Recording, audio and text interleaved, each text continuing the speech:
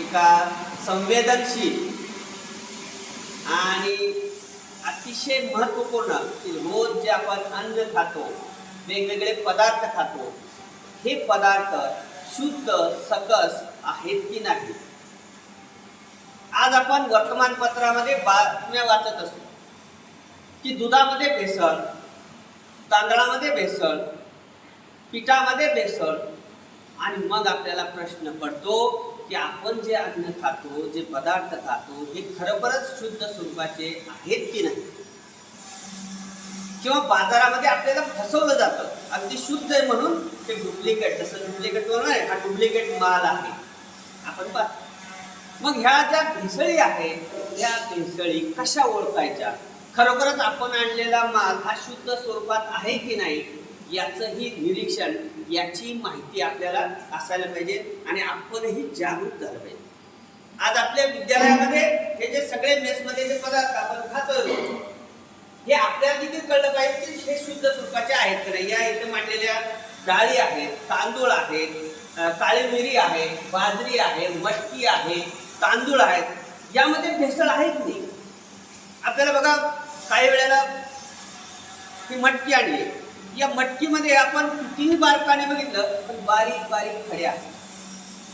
कधी चुरमुरे असतात, चुरमुरीमध्ये कर कर लागते, रवा असतो त्यामध्ये खर लागते, पण आपल्या डोळ्याला दिसत नाही. लक्षात, शेंगदाणे आहे, शेंगदाण्यासारखेच खडे त्यात मिक्स केलेले असतात. म्हणजे 100 किलोमध्ये 10 किलो जरी खडे मिक्स केले तर आपल्याला कळतच नाही. पण 10 किलो आले की नाही, आपल्या वाट्याला बरे 5-6 खडे आले पण त्याला फायदा झाला 10 किलोचा. मग ह्या सगळ्या गोष्टी, आता ही जी हळद आहे ही आता अगदी ब्रँडेड आहे, हे शुद्ध स्वरूपाचे आहे की नाही हे कसं ओळखायचं, ठीक आहे ना. काही केमिकल किंवा रासायनिक पदार्थ वापरून आपण त्याची शुद्धता ओळखू शकतो, बरोबर. आता ही हळद शुद्ध आहे की नाही हेही प्रात्यक्षिक आपल्याला बघायचं आहे. आणि हे जे आलेले आहेत हे फूड इन्स्पेक्टर आहेत. बघा, आपल्या समाजामध्ये या सगळ्या हॉटेल्स आहेत, दुकानदार आहेत, हे खरोखर भेसळ करतात का नाही यांच्यावर निरीक्षण ठेवण्यासाठी आपल्या सरकारनं हे असे इन्स्पेक्टर असतात आणि हे धाडी टाकतात, ठीक आहे. तेव्हा तुम्ही एखाद्या हॉटेलला खूप गर्दी असते आणि नंतर कोणतरी बातमी देते इथं भेसळयुक्त आहे, आणि मग ते परीक्षण करण्यासाठी ही लोक येतात आणि आपण त्यांच्याच हातानं त्यांच्याकडूनच आपण ऐकून घेणार आहोत. आणि ते देखील हे आपल्याला आपल्या विद्यालयाचे सांगा, आपला परिचय करून द्या. नमस्कार विद्यार्थी मित्रांनो, मी अंशू आणि माझी टीम आहे.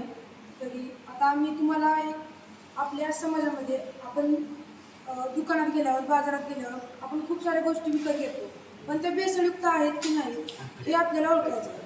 तर आपण आता पहिल्यांदा काळी मिरी म्हणून एक मसाल्याचा पदार्थ आहे, हा भेसळयुक्त असतो का नाही हे आपण बघणार आहोत. तर ही काळी मिरी आहे आणि हे पाणी, दाखव काळी मिरी सगळ्यात.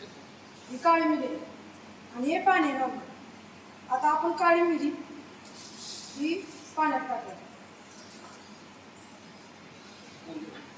आणि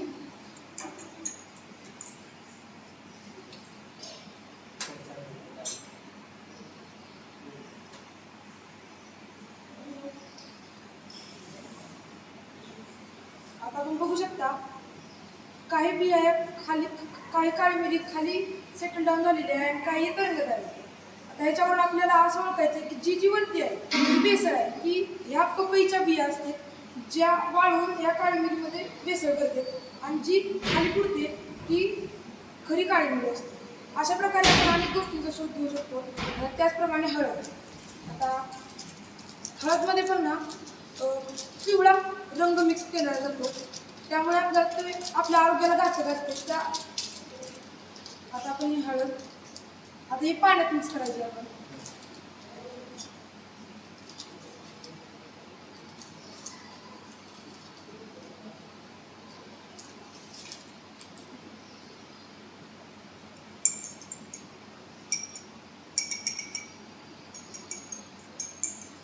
आता जी हळद असते, जी खरी हळद असते ना, ती पाण्यात मिक्स झाल्यावर त्यात छोट्या छोट्या गाठी बनतात, पण जो कलर असतोय ना तो डायरेक्ट मिक्स होतो. आता ह्या छोट्या छोट्या गाठी दिसत आहेत बघा, म्हणजे ही आपली हळद ही खरी आहे. आणि अनेक दुकानांमध्ये आपल्याला भेसळयुक्त हळद मिळते, त्यामध्ये कलर असतोय, तो आपल्या आरोग्याला खूप घातक असतोय. आणि आता असेच अनेक डाळी आहेत, त्यामध्ये पण खूप भेसळ आहे. अशा भेसळयुक्त पदार्थांपासून दूर राहावे असं आमचं मत आहे. धन्यवाद. कसं आहे, आता हे वाटाणे ज्यावेळेला सिजनेबल वाटाणे, हिरवे वाटाणे पाहिजे असतात. आता ह्याची भेसळ कशी करतात बघा. काय आता इथं भेसळ नाही, आपल्याला फसवतात. हे वाटाणे रातभर पाण्यात भिजवायचे, चांगले भिजवले जाते, फुगवले जाते, फुगतील बरोबर. पण ते हिरवे दिसतील का? हिरवे नाही. मग लोकांना हिरवे वाटाणे दिसले पाहिजे, मग त्यासाठी हिरवा कलर द्यायचा. काय दिला जातो? हिरवा कलर दिला जातो. आणि मग त्याचं पॅकिंग बाजारात येतं, आपल्याला म्हणजे हिरवे वाटाणे.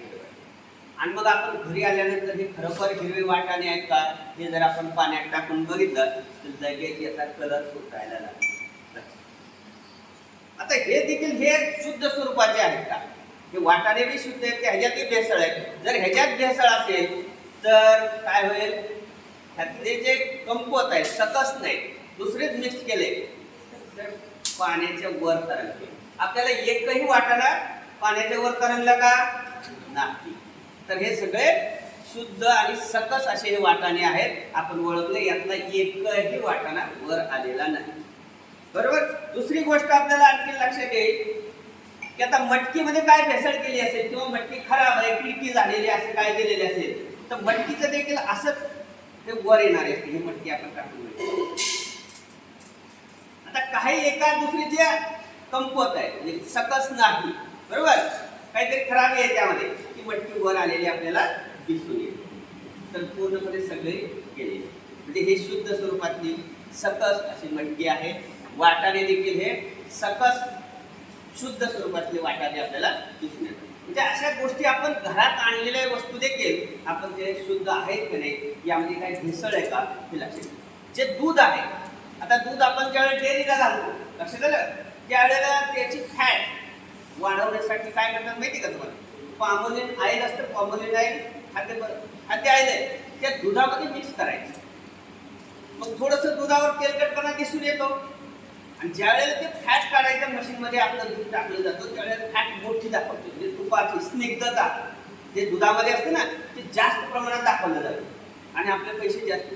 पण ते नंतर लक्षात येतं की हे दूध भेसळ आहे, त्याच्यामध्ये ऑइल टाकलेलं आहे.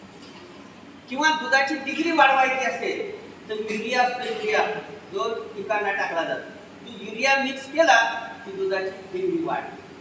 मग असं भेसळयुक्त दूध आपल्या आरोग्यास हानिकारक आहे. म्हणून अशा तज्ञांची कमिटी येते, झाडी टाकल्या जातात आणि लोकांना जागृत केलं जातं. आणि आजच्या कार्यक्रमाचा उद्देश देखील हा भेसळयुक्त अन्न पदार्थ, वस्तू कशा ओळखायच्या यासाठी हा कार्यक्रम आहे. धन्यवाद.